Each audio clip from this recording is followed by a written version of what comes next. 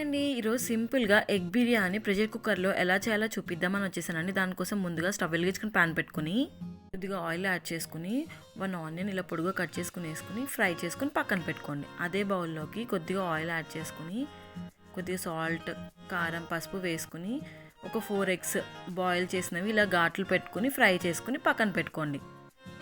ఇప్పుడు కుక్కర్ పెట్టుకుని స్టవ్ మీద 1 table spoon oil, 2 table spoon దాకా నెయ్యి వేసుకుని బాగా వేడవనివ్వండి.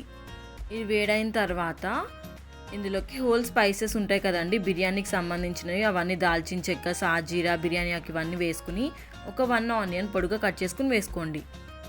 ఒక 4 పచ్చిమిరపకాయలు కూడా పొడుగా కట్ చేసుకుని వేసుకోండి. మగ్గిన తర్వాత 1 టమాటో కూడా వేసుకుని కొద్దిగా సాల్ట్, 1 టేబుల్ స్పూన్ దాకా అల్లం వెల్లుల్లి పేస్ట్ వేసుకుని ఒకసారి మిక్స్ చేసుకోండి.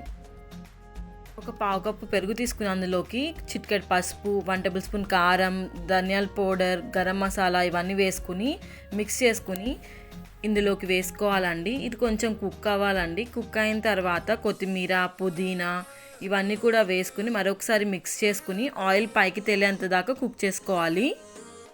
ఇందులోకి కొద్దిగా సోంపు కూడా వేసుకుని ఒకసారి కలుపుకుని ముందుగా పెట్టుకున్న బాస్మతి రైస్ 1 గ్లాస్ తీసుకుంటున్నానండి. 1 గ్లాస్కి 1.5 గ్లాస్ వాటర్ యాడ్ చేసుకోవాలన్నమాట.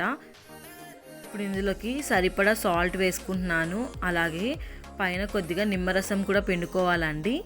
టేస్ట్ చాలా బాగా వస్తుంది అనమాట నిమ్మరసం పిండడం వల్ల.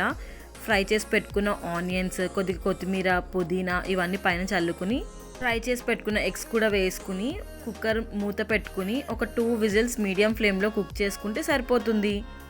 చాలా బాగుంటుందండి. టేస్ట్ అయితే అందరికీ బాగా నచ్చుతుంది. ఎవరైనా చుట్టాలు వచ్చినప్పుడు కానీ ఎప్పుడైనా స్పైసీగా తినాలన్నప్పుడు అప్పటికప్పుడు చేసుకోవచ్చు అండి. ఇంట్లో ఎగ్స్ అందరికి అవైలబుల్ ఉంటుంది కాబట్టి.